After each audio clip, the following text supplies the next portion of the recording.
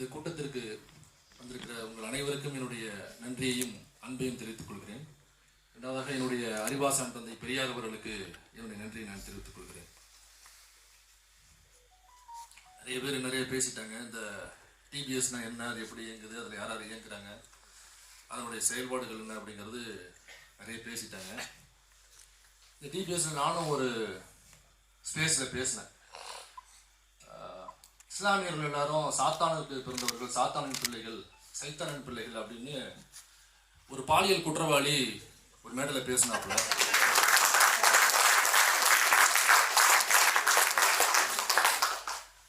அப்போ ஒரு பேசினார்னாக்கா நம்ம உடனே ரிப்ளை பண்ணியாகணும் இல்லையா? இப்போ நான் தனியாக என்னுடைய யூடியூப்பில் பேசினது போக அப்போ தான் டிபிஎஸ்ல பேசணும்னு நினைக்கிறேன். யார் சாத்தானின் பிள்ளைகள் அப்படிங்கிற தலைப்பில் பேசினேன். அப்புறம் பேசி முடிச்சதுக்கு அப்புறம் தான் திரும்ப அந்த ரெக்கார்டிங் எனக்கு தோழர் அனுப்பிச்சார். திரும்ப கேட்கும்போது தான் அது ஒரு புக் மெட்டீரியலாக இருந்துச்சு. நான் ஏற்கனவே LHS is equal to RHS, RSS is equal to NTK அப்படின்னு அது ஒரு பெரிய PhD நான் பண்ணியிருக்கேன். நான் அந்த வீடியோ போடும் பொழுது போன எலெக்ஷன்ல அதிமுகவினுடைய இறுதி காலம், அது எலெக்ஷனுக்கு மட்டும் இல்லை, அதிமுகவுக்கு இறுதி காலம் போன எலெக்ஷன் தான். அந்த இறுதி காலத்துக்கான அந்த எலெக்ஷனுக்கு கொஞ்ச நாளைக்கு முன்னாடி தான் நான் அந்த வீடியோ போடுறேன். இப்போ வீடியோ போடும் பொழுது நிறைய தோழர்கள், நான் ஃபஸ்ட்டு சீமான அடிக்கும் பொழுது நம்மை சார்ந்த தோழர்களே, நம்முடைய ஒத்த சிந்தனை உள்ள தோழர்களே நிறைய பேர் ஃபோன் பண்ணுவாங்க. மூத்த பத்திரிகையாளர்களாக இருப்பாங்க, மூத்த ஊடகவியலாளராக இருப்பாங்க, என் மீது அன்பும் பண்பும் பற்றும் கொண்ட நபர்களாக இருப்பாங்க, ஒரு வெல்விஷராக இருப்பாங்க. ஸோ அவங்க என் மீது அக்கறை கொண்டு அந்த ஒரு அறிவுரையை சொல்லுவாங்க. ஏங்க அவரெல்லாம் நீங்கள் போட்டு இது பண்ணிட்டு இருக்கீங்க, அவரை பெரிய ஆளாக்க விடுறதே நீங்கள் தான் அப்படின்னு நிறைய பேர் என்கிட்ட ஃபோன் பண்ணி சொல்லுவாங்க. இப்போ அவர் திமுகவுக்கு எதிராக பேசுறதுனால நீங்கள் அவரை தொடர்ந்து அட்டாக் பண்ணி பேசுறீங்களா அப்படின்னு என்கிட்ட கேள்வி கேட்பாங்க. திமுக எனக்கு டெய்லி என்னுடைய அக்கௌண்ட்ல ஜிபேல 10,000 ரூபாய் பணம் போட்டு வருது மாதிரி எதிராக பேசுகிறார் என்பதற்காக அல்ல, திமுகவிற்கு எதிராக பேசுகிறார் என்பதற்காக நான் பேசுறேன் அப்படின்னா நான் அதிகமாக பேசியிருக்க வேண்டியது அதிமுகவை நோக்கி இல்லைங்களா?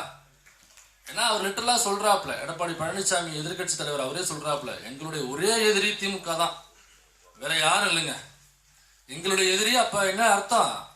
எங்களுடைய எதிரி திமுக மட்டும்னாக்கா அது மட்டும் ஆன்சர் இல்லை, அதற்கு பின்னாடி வேற ஒரு ஆன்சர் இருக்கு. அது ஆன்சரே கிடையாது. எங்களுடைய எதிரி திமுகனாக்கா எப்ப அதிமுக என்ற ஒரு கட்சி ஆரம்பிக்கப்பட்டதோ அப்போவே திமுக எதிர்கட்சி ஆயிருச்சு. எதிர்கட்சி மீன்ஸ் ஆப்போசிட் ஆயிருச்சு. திமுக அதிமுக ஆப்போசிட் ஆயிருச்சு. அதனால அதிமுகவுக்கு எப்பவுமே எதிர் திமுக, திமுகவிற்கு எப்பவுமே அதிமுகங்கிறதுல இது ஒரு எதிர்கட்சி தலைவர், அந்த கட்சியினுடைய ஒரு தலைவர் வந்து சொல்லிதான் மக்களுக்கு தெரியணுங்கிற அவசியமே இல்லை நமக்கு. அப்ப இந்த ஸ்டேட்மெண்ட்டை சொல்றாருனாக்கா அதற்கு பின்னாடி என்ன அர்த்தம் இருக்குனாக்கா எங்களுக்கு எதிரி பிஜேபி அல்ல என்பதுதான் அதற்கு அர்த்தம். எங்களுக்கு எதிரி ஆரியம் அல்ல என்பதுதான் அதற்கான அர்த்தம். எங்களுக்கான எதிரி RSS அல்ல என்பதுதான் அதற்கான அர்த்தம். எங்களுக்கான எதிரி அமித்ஷாவோ, நரேந்திர மோடி அவர்களோ, தர்மேந்திர பிரதானோ, நிர்மலா சீதாராமன் அவர்களோ, குருமூர்த்தியோ எங்களுடைய எதிரி அல்ல அப்படிங்கிறது தான் அதற்கான அர்த்தம். அப்ப நேரடியா திமுக மட்டும்தான் எங்களுடைய எதிரி அப்படின்னு சொல்ற கட்சியை தானே நான் அதிகமா அட்டாக் பண்ணியிருக்கணும். என்னோட பிளே லிஸ்ட் எடுத்து பாத்தீங்கன்னாக்கா அதிமுகவுக்கு எதிராக நான் அதிகமா வீடியோ போட்டிருக்க மாட்டேன். காரணம் 2. ஒண்ணு, அதெல்லாம் ஒரு கட்சியே கிடையாது. அதிமுக அழிக்கிறதுக்கு நாமெல்லாம் தேவையே கிடையாது. அவங்களே அடிச்சுப்பாங்க, அவங்களே காலி அழிப்பாங்க. அதுல எத்தனை பிரிவா இருக்குன்னு நமக்கே தெரியல. இந்த பாதுகாப்புக்கு பிரிவுக்கு தான் X பிரிவு, Y பிரிவு, Z பிரிவு அப்படின்லாம் சொல்லுவாங்க இல்லைங்களா? ஆனா அதிமுகவில் அதையும் தாண்டி Z வரைக்கும் போயிருச்சு. இப்ப அப்ப Z1, Z2, Z3 போயிட்டு இருக்கு. நேற்று பார்த்தா செங்கோட்டையன் அவர் பாட்டுக்கு அவர் ஒரு பிரிவு, OPS அவரு ஒரு பக்கம் ஒரு பிரிவுங்கிறாரு, EPS ஒரு பக்கம் ஒரு பிரிவு, ராஜேந்திர பாலாஜி இந்த பழைய தாஜ் ஹோட்டல்ல 1 மாசமா ரூம் போட்டு தங்கியிருக்காரு. 1 மாசமா ரூம் போட்டு நீ என்ன பண்ணனாக்கா அவர் குருமூர்த்தியை 1 மாசமா சந்திச்சு வந்துட்டு இருக்காரு. இன்னும் கொஞ்ச நாள்ல அவரு வெளியில வந்து பேசுவார். இப்படி அவங்களுக்குள்ளேயே அடிச்சுக்கிட்டு அந்த கட்சி காலியாடுங்கிறது வேற. இன்னொரு விஷயம், நான் அதிமுகவை அதிகமாக அடிச்சு பேசாததுக்கு காரணம் என்னன்னா, திமுக அதிமுக சண்டை அப்படிங்கிறது எனக்கு எந்த பிரச்சனையுமே இல்லை. அது ஓட்டரசியல் பாலிடிக்ஸ். நான் பெரியாரை படித்து அதுலேருந்து ஜாதிய மனநிலையிலிருந்து வெளியில வந்த ஒருத்தவன். அதனால என்ன மாதிரி யாரும் அந்த ஜாதிய மனநிலைக்குள்ள சிக்கிடக்கூடாது அப்படிங்கிறதுக்காக இதனுடைய கடமையா நான் செஞ்சுக்கிட்டு இருக்கேன்.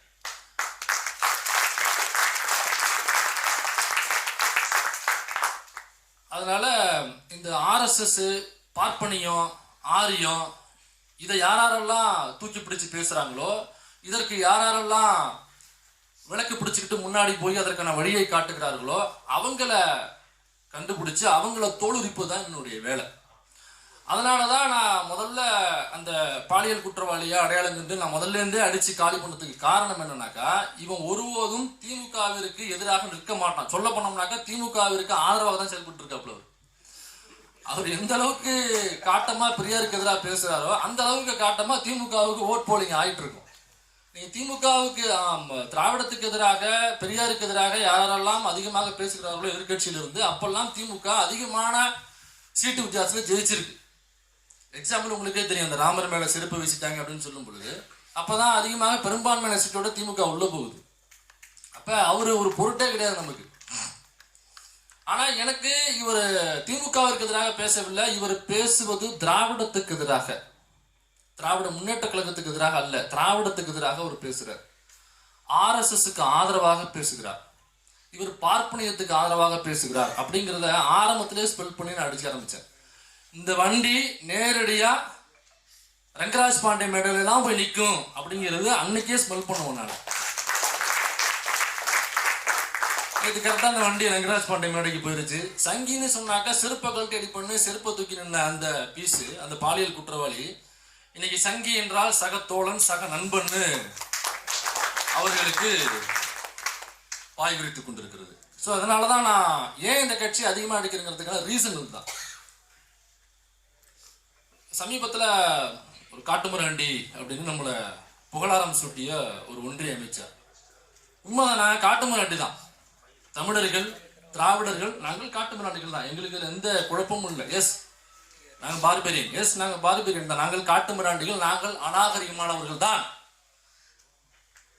ஆமா, ஏன்னா எங்களுடைய சட்டமன்றத்தில் எந்த சட்டமன்ற உறுப்பினரும் குட்கா போட்டு பான்பராக் போட்டு யாரும் உள்ள எச்சு துப்புறது இல்லையே.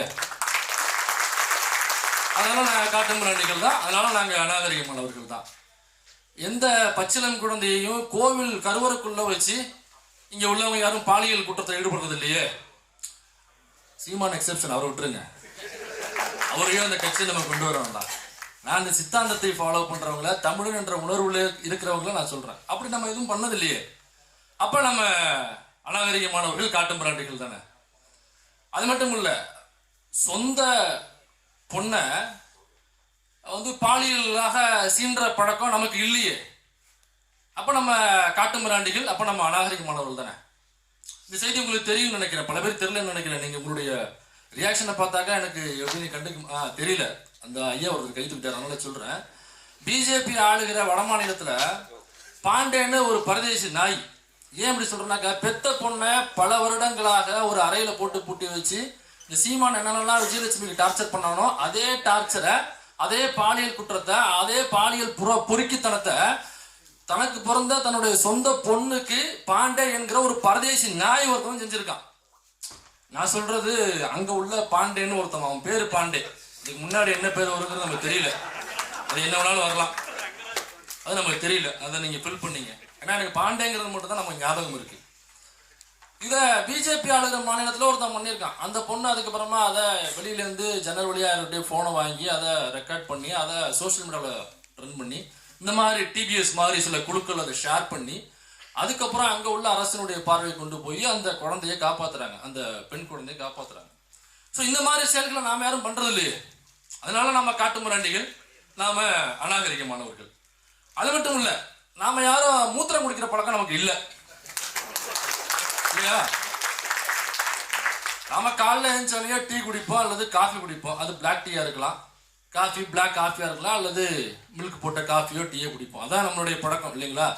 டீ காஃபி பழக்கம் இல்லாதவங்க அவங்க வேற ஏதோ இந்த ஓட்ஸ் கஞ்சி அந்த மாதிரி எல்லாம் குடிச்சுக்கலாம். இல்ல, நான் உண்மையான ஓட்ஸ், நீங்க சிரிக்கிறத பார்த்தா என் வீடியோவில் சொல்றது நீ சிரிச்சுட்டு நான் உண்மையிலேயே சொல்றேன். ஏன்னா இந்த அரங்கம் எப்படியாப்பட்ட அரங்கங்கிறத நான் மைண்ட்ல வச்சுட்டு தான் வந்திருக்கேன். இது என்னுடைய சேனல் அல்லங்கிறது நல்லா தெரியும்.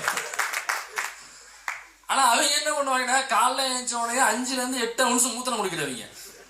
நாம யாரும் அப்படி குடிக்கிறது இல்லைல்ல. இல்லை நீங்க எல்லாம் என்ன நினைச்சிட்டு இருக்கீங்கன்னாக்கா மாட்டு மூத்திரத்தை சொல்றேன்னு நினைச்சிட்டு இருக்கீங்க இல்லைங்களா?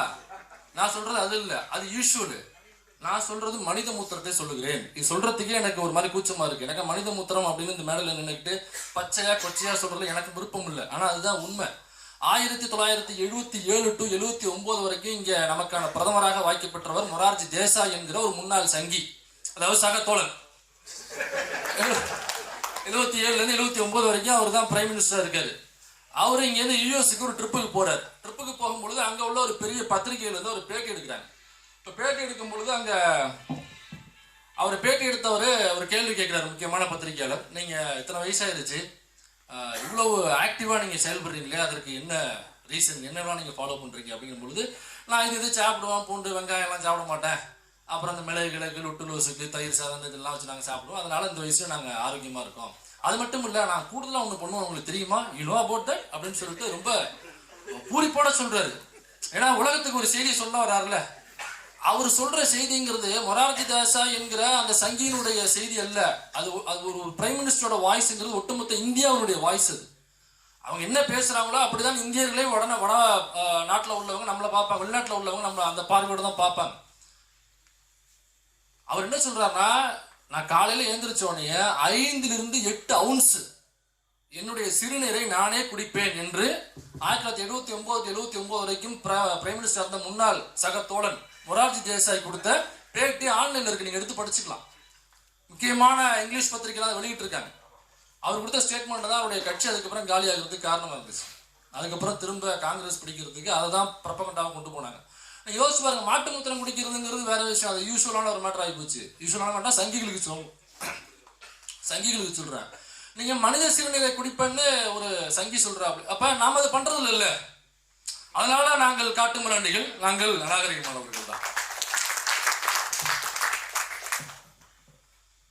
இப்ப அந்த ஒருத்தர் ஒய்பிரிவுலாம் வர பாதுகாப்பு வாங்கிட்டு உட்காந்துருக்காரு. ஏன்னா அந்த சிவாஜி கிருஷ்ணமூர்த்தி என்ன பேசும்பொழுது நேற்று அவரை வந்து இஸ்லாமியர்கள் தங்களுடைய நோன்பு திறப்பதற்காக கூட்டு போகும் பொழுது அவர் பண்ண பர்ஃபார்மன்ஸ், அது சொல்ல தேவையில்லை, நல்ல நடிகர் அவர். அதனால நடிப்பதற்கு சொல்லிக் கொடுக்கணுமா என்ன? சீமானுக்கு எப்படி குடிக்க சொல்லிக் கொடுக்க தேவையில்லையா, அதே மாதிரி விஜய்க்கு நடிக்க சொல்லிக் கொடுக்க தேவையில்லை. அதனால அண்ணன் அவருடைய பானையில போட்டு வெளுவெளுன்னு வெளுத்தார். அந்த வீடியோ நான் எப்பவுமே அண்ணனுடைய தான் நான் நைட்டு பார்க்கறது. அவர் ஏன்னா நைட்டு தான் நம்ம நேரம் கிடைக்கும், தூங்கும் போது சிவாஜி கிருஷ்ணமூர்த்தின்னு போட்டு டுடேன்னு போட்டு சர்ச் பண்ணுவேன். அது இல்லைனாக்க நான் படுத்துருவேன். அவர் வீடியோ இருந்ததுனாக்க என்ன பேசிக்காருன்னு பார்ப்பேன். ஏன்னா நான் சிவாஜி கிருஷ்ணமூர்த்தி வந்து இப்படி பேசுறாரு அப்படி பேசுறாரு அப்படின்லாம் சொல்லுவாங்க. நான் சொல்றேன், அடிச்சு சொல்றேன், இங்க நான் அடிச்சு சொல்றேன். ஒட்டுமொத்த தமிழ்நாட்டிலையும் உள்ள திராவிட முன்னேற்ற கழக பேச்சாளர்கள் எல்லாரும் எடுத்துக்க, நான் யாரையும் குறைச்சி மதிப்பு இல்லை, எல்லோருமே ஒரு ஸ்டைல்ல பேசுவாங்க. ஆனால் திட்டத்தை இன்டலெக்சுவல் ஃபார்ம்ல இல்லாம இன்டலெக்சுவல் ஃபார்ம்ல பேசுறதுக்கு நிறைய பேர் இருக்காங்க, நான் இல்லைன்னு சொல்லவே இல்லை. ஆனா நீங்க பக்கத்து வீட்டுல எழுத்த வீட்டுல ஒரு பூ விற்கிற அம்மா வருவாங்க, அங்க கடை போட்டு இட்லி கடை போட்டு ஒரு அம்மா வருவாங்க, அந்த எழுத்த வீட்டுல இருக்கிற 10 பேர் உட்காந்து பார்க்க வருவாங்க அந்த கூட்டத்தை. அந்த அம்மாக்களுடைய எண்ணிக்கை தான், அந்த அப்பாக்களுடைய எண்ணிக்கை தான், அந்த சகோதரர்களுடைய எண்ணிக்கை தான் தமிழ்நாட்டில் அதிகம். இப்ப இந்த அரங்கில் நம்ம பேசும்போது வேற மாதிரி பேசலாம். ஒரு திருமுனை கூட்டம் போடும் பொழுது அங்க வர்ற மக்கள்கிட்ட நீங்க என்ன மொழியில பேசுவீங்க, திட்டத்தை எப்படி கொண்டு போய் சேர்ப்பீங்க, அவங்க சிரிக்க வச்சிடலாம். எப்படி திட்டத்தை கொண்டு போய் சேர்ப்பீங்க? ஒரு மனுஷன் பிறக்கிறதுல இருந்து சாகிறது வரைக்கும் இந்த திராவிட முன்னேற்ற கழகம் கொண்டு வந்த திட்டங்கள் என்னென்ன 2 நிமிஷத்துல பட்டியலிடுவார். அந்த வீடியோ பார்த்துருக்கீங்களா?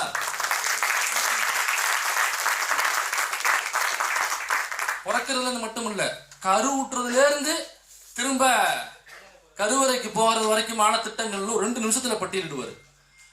அந்த அம்மா ஈஸியா அது ஆமால எனக்கு தந்தாங்க, ஆமா எனக்கு தந்தாங்க, ஆமா எனக்கு இப்படிதான் நம்ம நினைவூட்டிக்கிட்டே இருக்கணும். திராவிட முன்னேற்ற கழகம் நிறைய திட்டங்களை கொண்டு வந்திருக்கு. அது எப்படி மக்கள்கிட்ட கொண்டு போய் சேர்க்கிறது? தெரிஞ்சாதானே கொண்டு போய் சேர்க்க முடியும். அதுல அண்ணன் சிவாஜி கிருஷ்ணமூர்த்தியை தாண்டி மக்கள் மொழியில பேசக்கூடிய நபர் தமிழ்நாட்டில் இல்லவே இல்லை என்பதை நான் அடித்து கடமைப்பட்டேன்.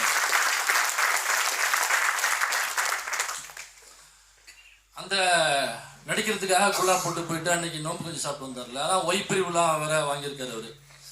அந்த ஒய் பிரிவு என்ன காரணத்தை சொல்லி வாங்கினாங்கன்னு தெரியுமா? இப்போ ஒரு போலீஸ் பாதுகாப்புனாக்கா அவங்களுக்கு உயிர் அச்சுறுத்தல் இருக்கு அப்படிங்கிறத உளவுத்துறை ரிப்போர்ட் கொடுக்கும். அந்த ரிப்போர்ட்டை பார்த்துட்டு ஆமா இவருக்கு ஒரு கட்சி தலைவர் அல்லது ஒரு முக்கியமான ஒரு ஆக்டிவிஸ்ட் இவருக்கு அச்சுறுத்தல் இருக்கு, அதனால இவருக்கு பாதுகாப்பு கொடுக்கணும் அப்படின்னு அரசாங்கமே அவருக்கு பாதுகாப்பு கொடுத்துருங்கிறது வேற விஷயம். அப்படி இல்லைனாக்கா அந்த ரிப்போர்ட்டை வச்சுட்டு அல்லது இவருக்கு பர்சனலா ஏதாவது த்ரெட் வந்திருக்குனாக்க இவங்க போய் அப்ளை பண்ணலாம்.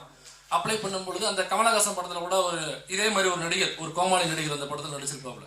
கேரக்டர் சொல்றேன், அந்த எனக்குள் வருவனோ சம்திங், மோகன்லால் கூட அந்த போலீஸ் ஆஃபீஸராக இருப்பார். அவர் போய் எனக்கு அந்த ஜெட் பிரிவு பாதுகாப்பு வேணும் அப்படின்னு சொல்லி கேட்பாரு. அப்போ உங்களுக்கு உயிர் அச்சுறுத்தல் இருக்கு அப்படின்னாக்கா எனக்கு ஃபோன் கால்ஸ் வருது அல்லது லெட்டர் போடுறாங்க, அல்லது நான் போகும்பொழுது இதே மாதிரி சில இடங்களில் தாக்குதல் நடத்த முற்பட்டாங்க, அதனால எனக்கு இந்த பாதுகாப்பு வேணும் அப்படின்னு நீங்கள் லெட்டர் எழுதி போட்டு அல்லது நேரடியாக போய் அப்ளை பண்ணி அங்கேருந்து வரும்னு வச்சுங்களேன். இப்போ இவரு இந்த ஒய் பிரிவு வேணும் அப்படிங்கிறதுக்கான காரணம் என்ன சொல்லியிருக்காங்கன்னு தெரியுமா? யூனியன் கவர்மெண்ட் கிட்ட, இஸ்லாமியர்களால் எனது உயிருக்கு ஆபத்து, இஸ்லாமிய தீவிரவாதிகளால் எனது உயிருக்கு ஆபத்து என்று சொல்லி யூனியன் கவர்மெண்ட் கிட்ட இந்த தாவேகா என்கிற அந்த தற்கொலை கட்சியை சார்ந்த நபர்கள் இங்க இருந்து அவங்க ஒய்பிரிவு பாதுகாப்பு கேட்டிருக்கிறார்கள் என்று நான் சொல்லவில்லை. விடுதலை சிறுத்தைகள் கட்சியினுடைய முக்கிய நிர்வாகி வன்னியரசு அவர்கள் டிவி டிபேட்ல அதை பதிவு பண்றாரு. டிவி நிகழ்ச்சியில் உட்காந்து பேசுறது. இன்னைய வரைக்கும் நான் வன்னியரசுக்கு எதிராக நீங்க பண்ண எதிர்ப்பு என்ன, அல்லது இப்படி பொய் சொல்லியிருக்காரு அப்படின்னா டிஃபர்மேஷன் போடலாம்ல அவர் மேல. பாருங்க, ஒட்டுமொத்த இஸ்லாமியர்களுக்கு எதிராக எங்க கட்சியினுடைய தலைவரை, எங்க தளபதியை வந்து திசை திருப்ப பாக்குறாங்க, அப்படி டிஃபர்மேஷன் ஏன் நீங்க இது வரைக்கும் போடல? திமுக சார்பாக யாராவது அவதூறு பரப்புனாங்க உடனடியாக டெஃபர்மேஷன் ஃபைல் பண்ணுவாங்க, அல்லது கோர்ட்டுக்கு போட்டு இழுத்துருவாங்க, வந்து பதில் சொல்லிட்டு போடா அப்படின்னு சொல்லி இழுத்துருவாங்க. நீங்க புதுசா கட்சி ஆரம்பிக்கிறீங்க, குள்ளாலாம் போட்டு நீங்க போயிட்டு நோம்பு சாப்பிட்டு வரீங்கன்னாக்கா, அப்ப இப்படியாப்பட்ட ஒரு குற்றச்சாட்டை ஒரு தமிழ்நாட்டினுடைய முக்கிய கட்சியாக இருக்கக்கூடிய விடுதலை சிறுத்தைகள் கட்சியினுடைய முக்கிய நிர்வாகி வன்னியரசு அவர்கள் டிவி டிபேட்ல சொல்றாருனாக்கா நீங்க ஏன் அமைதியா இருக்கீங்க? இல்ல நாங்க அப்படி அந்த மாதிரி சொல்லி அந்த காரணங்கள் நாங்க சொல்லல அப்படின்னாக்கா, என்ன காரணத்தை சொன்னோன்னு அந்த ரெக்வஸ்ட் லெட்டரை தூக்கி பப்ளிக்ல போடு. ரெக்வஸ்ட் லெட்டர் போடு, நீங்க தானே கொடுத்தீங்க, உங்களுக்கு டாக்குமெண்ட் இருக்கும்ல. ஒரு போட்டோ காப்பியை பிடிச்சி நீங்க வழக்கமா போடுவீங்களா, ஒரு ட்வீட் போடுவீங்களா, எல்லாருக்கும் போட்டு வாழ்த்துன்னு அப்படி போட்டு விட வேண்டியது என்ன, எல்லாரும் பார்த்துப்பாங்கல்ல. வன்னியரசு இப்ப பொய் சொல்லிட்டாரான்னு மக்கள் தெரிஞ்சுப்பாங்கல்ல. பாருங்க, விடுதலை சிறுத்தைகள் கட்சியில முக்கிய நிர்வாகி பொய் சொல்லிட்டாரு பாருங்க அப்படின்னு ஈஸியா ப்ரொபகண்டா பண்ணி இந்த கட்சிக்கு எதிராக நீங்க பரப்புரை செய்யலாம்ல. நீங்க விடுதலை சிறுத்தைகள் கட்சியினுடைய செயல்பாடு என்பது ஒரு முக்கியமான செயல்பாடு, அண்ணன் திருமாவளவனுடைய செயல்பாடு என்பது அந்த கட்சியின் மீது ஈஸியா நீங்க கார்னர் பண்ணலாமே. அப்ப நீங்க உங்களுக்கு பாதுகாப்பு வேணும்னாக்கா ஒட்டுமொத்த இஸ்லாமியர்களை நீங்க தீவிரவாதி ஆக்குவீங்க, அவங்களுடைய ஓட்டு வேணும்னாக்கா குள்ளா போட்டு நீங்க இஃப்தாருக்கு போவீங்க. வெக்கமா இல்ல? வெக்கமா இல்லையான்னு கேட்கிறேன். இப்படியாப்பட்ட நபர்களுக்கு மத்தியில தான் நம்ம இங்க ஆட்சி நடத்திக்கிட்டு இருக்கோம். யோசிக்கும் பொழுது அந்த கவுண்டமணி சொல்லுவார்ல, எங்க நான் எப்படி இருக்க வேண்டியவன் அப்படின்னு சொல்லுவாங்க. இந்த மாதிரி ஏன்னா நாங்க யாராரு கூட சண்டை போட்டவங்க, ஐயா காமராசர் கூட, ராஜகோபாலாச்சாரி கூட. ஏன்னா இந்த மேடை ரொம்ப முக்கியமான மேடைங்கிறதுனால ரொம்ப நாகரிகமா நான் ராஜகோபாலாச்சாரி ராஜாஜின்னு பேசிக்கிட்டு இருக்கேன். இந்த பேரெல்லாம் நான் சொல்லும் பொழுது லெஃப்ட் ஹேண்ட்ல இல்ல, லெஃப்ட் லெக்ல டீல் பண்றோம் நான்.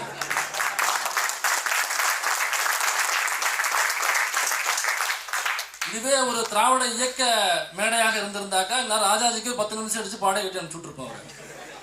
இந்த மேடையில் அது வேணாங்கிறதுக்காக ராஜாஜி ராஜகோபாலாச்சாரி பேச வேண்டிய கனவுக்கு தள்ளப்பட்டிருக்க, கட்டாயத்துக்கு தள்ளப்பட்டிருக்காங்க. இப்ப இவங்க கூட சண்டை போட்டிருக்கோம், கம்யூனிஸ்ட் கட்சிகள் கூடயும் காங்கிரஸ் கூடயும் சண்டை போட்டிருக்கோம். அப்போ காங்கிரஸ்ங்கிறது பேர் இயக்கம், அவங்க ஆளுங்கட்சி எதிர்கட்சி கம்யூனிஸ்ட், இதுக்கு இடையில திமுக கட்சி ஆரம்பிக்கிறாங்க. இப்ப இவங்க 2 பேரையும் நகர்த்தி விட்டு நடுவில் போய் உட்காரணும். எவ்வளவு பெரிய போராட்டம் இருக்கு இதுக்குள்ள, எவ்வளவு பெரிய வேலை இருக்கு, எவ்வளவு பெரிய பிரச்சார வேலைகள் இருக்கு. இந்த வேலை இப்படியாப்பட்ட சண்டைகளை காங்கிரஸுக்கும் கம்யூனிஸ்டுக்கிடையும் ஒரு ஆரோக்கியமான ஒரு விவாதத்தை பண்ணி ஒரு சித்தாந்த சண்டையை போட்டு ஆட்சியை பிடிச்ச திமுக நீங்க யாராரு கூட சண்டை போட்டுருக்கணும் கொஞ்சம் யோசிச்சு பாருங்களேன். தொழில் பூங்கா அமைக்கிறோன்னு பேட்டி கொடுக்குறாருங்க நம்ம அமைச்சர் தங்கம், தொழில் பூங்கா சொல்றாரு.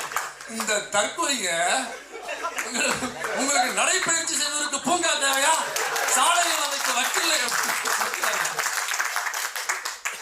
வீட்டுல இருந்து கிளம்பும் போதே சூடை ஏற்றி சத்தியம் பண்ணிட்டு நான் முட்டாளா தான் இருப்பேன், அடிமுட்டாள்தனமா தான் பேசுவோன்னு பெற்று விட்டாங்களா, அல்லது நீலாம் பிறந்தவொடனே தற்கொலை பேர் வச்சிருவாங்களோ நமக்கு தெரியல. மூலகில இருந்தாக்கா பாருங்க, பிறந்தவொடனே சொல்லிடுவாங்க டாக்டர் கிட்ட, ஐயா அந்த பிள்ளைக்கு மூலகில இருந்தாக்கா வெளியே எடுத்துருங்க, ஏன்னாக்கா நான் தாவேக்காலை சேர்க்க போறேன் அப்படின்னு சொல்லிடுவாங்க குழந்தைகள்லாம். இவங்க கூட நம்ம சண்டை போட்டுட்டு இருக்கோம். இன்னொன்னு பட்ஜெட் வாசிச்சுட்டு இருக்காங்க இவங்க, நைட் இன்னைக்கு ட்விட்டர் ஸ்பேஸ் போடுறாங்க. ஸ்பேஸ்ல சொல்றாங்க விவசாயம் என்ற வார்த்தை கூட இந்த பட்ஜெட்டில் வரவில்லை. நான் எங்க யார் கூட சண்டை போட்டுறேன்? பாலியல் பொறுக்கிகள் கூடயும் பாலியல் குற்றவாளிகள் கூடயும் இந்த மூலன்னா என்னன்னே தெரியாது இந்த முட்டா தற்கொலைகளுடையும் சண்டை போட வச்சுக்கிறா. இப்ப இவங்க கூட நம்ம சண்டை போட்டுட்டு இருக்கோம். இப்ப இவங்க கூட எப்படி ஆன்லைன்ல சண்டை போடுறது? நம்ம பொதுவாக நம்ம ஆன்லைனில் இருக்கும் பொழுது நம்மளை எல்லாரும் பாராட்டியே பேச மாட்டாங்க. என்னுடைய சொந்த அனுபவத்தையே சொல்கிறேன். எல்லாரும் பாராட்டியே நம்மளை பேச மாட்டாங்க. நீங்கள் பொதுவெளிக்கு வர்றீங்க அப்படின்னாலே பயங்கரமான அட்டாக்குகள் இருக்கும். உங்கள் குடும்பத்தை பற்றி பேசுவாங்க. நீங்கள் பேசுகிறீங்க, உங்களை பற்றி பேசுறது வேற. உங்களுடைய வீட்டில் மனைவி இருந்தாக்க மனைவியினுடைய ஃபோட்டோவை எப்படியோ எடுத்து போட்டு அவங்கள ஆபாசமாக பேசுறது, நம்மளுடைய குழந்தைகளை பற்றி பேசுறது, இப்படி ரொம்ப ஆபாசமான தாக்குதல்கள் அதிகமாக இணையத்தில் தான் இருக்கும். ஏன்னா ஏதோ ஒரு ஃபோட்டோவோ ஏதோ ஒரு முகமுடிய மாட்டிட்டு வந்து அவன் பாட்டுக்கு பேசிட்டு போயிட்டே இருப்பான். இப்படியாப்பட்ட தாக்குதல்கள் இங்கே இருக்கத்தான் செய்யும். இது ஒரு ஆக்சுவலாக இது ஒரு சண்டை, இது ஒரு போர். இந்த போரில் நம்ம நிற்கிறோம். ஆனால் இது முடிக்கணுங்கிறதுக்கான அறிகுறியா இருக்கிறதுனால கேட்டேன். அதனால பொதுவெளிக்கு வரும்பொழுது நம்மளை எல்லாரும் பாராட்டுவாங்க. டெய்லி டிஆர்பின்னு கூப்பிட்டு ஐயா சூப்பராக இந்த ட்வீட் போட்டிருக்கீங்க, சூப்பராக அந்த வீடியோ போட்டிருக்கீங்க, பாராட்டிகிட்டே இருப்பாங்க அப்படின்னு நம்ம நினைக்கக்கூடாது. பொதுவெளியில் எக்கச்சக்கமான தாக்குதல்கள் வளர்ந்துக்கிட்டு தான் இருக்கும். நமக்கு மட்டும் இல்லை, ஏதோ இப்போ நம்மெல்லாம் பெருசாக அடையாளம் இல்லாத, பெருசாக நம்ம அதிகாரம் கையில் இல்லாத நபர்களாக இருக்கலாம். கட்சி இருக்குங்கிறது வேற. ஆனால் நீங்களும் நாளும் பெரிய அதிகாரம் கையில் இல்லாத நபர்கள். அப்போ அதிகாரம் கையில் இல்லாத நமக்கு மட்டும்தான் அந்த தாக்குதல் வருது அப்படின்னு நம்ம நினச்சிடக்கூடாது. ஏன்னா அந்த இடத்துல நமக்கு ஒரு சர்க்கிள் வரும். எனக்கு மட்டும்தான் அந்த தாக்குதல் வருது. பெரிய பெரிய அதிகாரத்தில் எம்எல்ஏ எம்பியாக இருக்கிறவங்களுக்கு அந்த தாக்குதல் வர்றது இல்லையே, அப்போ எனக்கு மட்டும் தான் தாக்குதல் வருது அப்படிங்கிற மனநிலைக்கு நம்ம போயிடக்கூடாது. கலைஞருக்கும் பெரியாருக்கும் வராத தாக்குதல் நமக்கு வரல.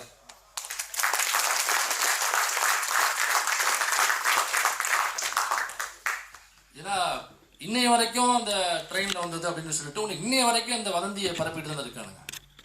பெரியாரை குறித்து அவர் பெத்த பொண்ணையே அவரே கல்யாணம் பண்ணிக்கிட்டாரு அப்படிங்கிற வதந்தி இன்னைய வரைக்கும் பரப்பிட்டு தானே இருக்காங்க. அப்போ இந்த மாதிரியான தாக்குதல் அதிகமாக தான் இருக்கும். என்ன எடுத்துட்டீங்கன்னாக்கா, என்னுடைய மனைவியினுடைய ஃபோட்டோவை போட்டு கண்ணாப்பனால் எழுதிட்டு தான் இருக்கானுங்க. என் வீட்டில் உள்ள குழந்தைகளுடைய ஃபோட்டோவை போட்டு கண்ணாப்பனால் எழுதிட்டு தான் இருக்கானுங்க. அப்போ இப்படியாப்பட்ட தாக்குதல்கள் வரும் என்பதை நாம் தெரிந்து கொள்ள வேண்டும். அப்போ நம்ம நேரடியாக யார்கிட்ட சண்டை போடணும்? இந்த கமெண்ட்ஸில் இந்த மாதிரி போடுறாங்க இல்லையா, அவங்ககிட்ட நம்ம சண்டையே போடக்கூடாது. இந்த கமெண்ட்ஸில் எவனோ ஒருத்தவன் கம்மியான ஃபாலோவர்ஸ் வச்சுருப்பான், ஒரு கட்சியினுடைய ஆதரவாளராக இருப்பான், அவன் கமெண்ட்லேயோ அல்லது கோட்வீட் பண்ணியோ நமக்கு எதிராக ஏதோ நம்மளை ப்ரொவோக் பண்ணுறது மாதிரியான செய்திகளை போடுவான். அவனை பார்த்து நாம் ஒருபோதும் ப்ரொவோக் ஆகக்கூடாது. ஆன்லைனில் செயல்படுவதற்கு முக்கியமான தகுதி என்னன்னா, என்னுடைய எக்ஸ்பீரியன்ஸ்லேருந்து சொல்கிறேன், ப்ரொவோக் ஆகக்கூடாது. நம்பர் 1, ப்ரொவோக் ஆகக்கூடாது டிக் அப்படின்னு போட்டால் மட்டும்தான் நீங்கள் இங்கே செயல்பட முடியும். திடீர்னு உங்கள் வீட்டில் உள்ள பெண்கள் குறித்து போட்டவனையே நமக்குள்ளே தூங்கிட்டு இருக்கிற அந்த ஆம்பளை இருப்பான்ல, அவன் மீசையை முடிக்கிட்டு எழுந்திரிப்பான். நான் யார் தெரியுமா, என் வீட்டு பொண்ணுங்களே அப்படி போட்டியா அப்படின்னு சொல்லிட்டு மீசையை முடிக்கிட்டு எழுந்திருப்பான். அப்போ பலார்னு ஒன்று தட்டி உள்ளே படுக்க வைக்கணும் அவனை. அப்படின்னாக்கா நீ ரோட்டில் நின்று சண்டை போட்டுட்டு தான் இருக்கணும் டெய்லியும். எவனாவது போகிற வரவனை நீ தானடா அந்த ட்வீட் போட்ட, நீ தானே அந்த ஃபேஸ்புக்கில் போஸ்ட் போட்டோன்னா அவனை சட்டையை பிடிச்சி அவன் சண்டை போட்டுட்டு இருக்கணும். நம்முடைய சண்டை இந்த சில்லறைகளோடு அல்ல, இந்த புற்று ஈசல்கள் அது வந்துக்கிட்டு தான் இருக்கும். ஒரு 4 பேர் கமெண்ட்ல பதிவு பண்ணுவான், பதிவுகள் போடுவான், நம்மளை ப்ரொவோக் பண்ணுறது மாதிரி போடுவான், அசிங்கமாக ஆபாசமாக வக்கரமாக அந்த நாம் தமிழர் கட்சியிலிருந்தோ அல்லது இந்த தற்கொலைகள் கட்சியிலிருந்தோ அவங்க போட்டுட்டு தான் இருப்பானுங்க. இப்போ அதற்கு நம்ம ஒருபோதும் அவங்க கூட நம்ம சண்டையை போடவே கூடாது. அப்படி சண்டை போட்டோம்னாக்கா நேர விரயம் என்று அர்த்தம். நாம் இணையத்தில் இயங்குவதற்கு தகுதியற்றவர்கள் என்று அர்த்தம், அல்லது நாம் இன்னும் தேர்ச்சி பெற வேண்டும் என்று அர்த்தம். இந்த புற்றீசல் ஒரு 4 பேரை சரி அட்டாக் பண்ணிட்டோம் அப்படின்னு ஒரு அமைதியான ஒரு மனநிலைக்கு நம்ம மாறிட முடியுமா? ஒரு புற்றீசல் ஒரு 7 நாள் உசுரோட இருக்குமா? அந்த புற்றீசல் ஒரு நாள் இருக்குமா? சரி, அது ஃபேக்டை விட்டுருவோம். இப்போ அந்த புற்றீசல் செத்தோன்னே வேற புற்றீசல் அந்த புற்றுலேருந்து வரதான் போகுது. அப்போ நம்ம யாரை அட்டாக் பண்ணோம்னாக்கா, புற்றிலிருந்து வரக்கூடிய ஈசல்களை நம்ம அட்டாக் பண்ணக்கூடாது. நம்ம அட்டாக் பண்ண வேண்டியது நேராக அந்த புத்தை தான் நம்ம அட்டாக் பண்ணணும்.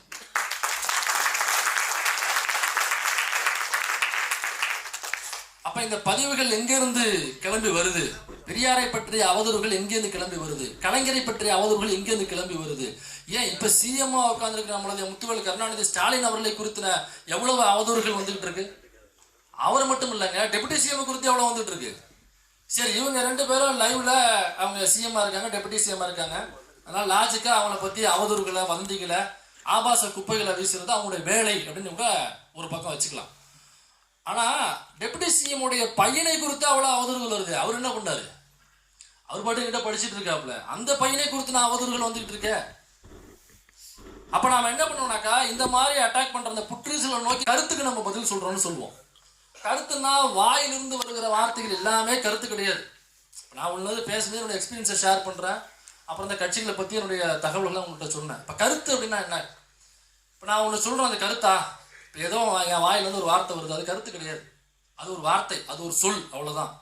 இப்ப கருத்து அப்படின்னா அந்த கருத்துங்கிற அந்த சொற்றொடருக்கு பின்னாடி வரலாற்று ஆவணங்கள் நம்ம கிட்ட இருக்கணும், அதற்கு பின்னாடி தரவுகள் நம்ம கையில இருக்கணும். இதெல்லாம் இருந்தாதான் அதுக்கு பேர் கருத்து. அப்படி இல்லைன்னாக்கா அதுக்கு பேர் வதந்தி, அவதூறு, அவன் வாயிலிருந்து வருகிற சொல், அவ்வளவுதான். இப்ப நாம எப்பவுமே ஒருத்தருக்கு இணையத்துல பதில் சொல்லும் பொழுது இந்த தரவுகளோட நம்ம பதில் சொல்ல கத்துக்கணும், இந்த வரலாற்று ஆவணங்களோட பதில் சொல்ல கத்துக்கணும், இந்த வரலாற்று நிகழ்வுகளோட நம்ம பதில் சொல்ல கத்துக்கணும். அப்படி சொன்னா மட்டும்தான் அவனால ரியாக்ட் பண்ணவே முடியாது. அப்ப என்ன பண்ணுவானாக்கா ப்ரொவோக் ஆகி நம்ம வீட்டுல உள்ளவங்களை பத்தி திட்டுவான். அப்ப நம்ம கண்டுக்காம நகர்ந்துடணும்.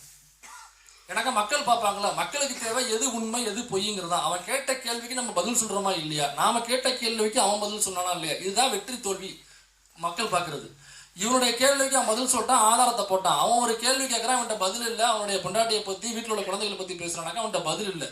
அப்ப இவன் நமக்கு தேவையில்லை, ஏன்னாக்கா அவன்கிட்ட கொள்கை இல்லை, அவன்கிட்ட வாசிப்பு இல்லை, அவன்கிட்ட வரலாறு இல்லை, அவன்கிட்ட தலைவர் இல்லை, அதனால தடுமாறுறான். அப்ப இவன் நமக்கு தேவையில்லைங்கிறத மக்கள் முடிவு பண்ணிப்பாங்க. அதனால நாம எப்பவுமே சண்டை போடும் பொழுது வரலாற்று தரவுகளோட வரலாற்று நிகழ்வுகளோட நம்ம உண்மையின் பக்கம் நின்று போரிட்டோம்னாக்கா கண்டிப்பாக நமக்கு வெற்றி என்பது நிச்சயம் என்று கூறிக்கொண்டு இந்த வாய்ப்பளித்தவங்க அனைவருக்கும் நன்றி கூற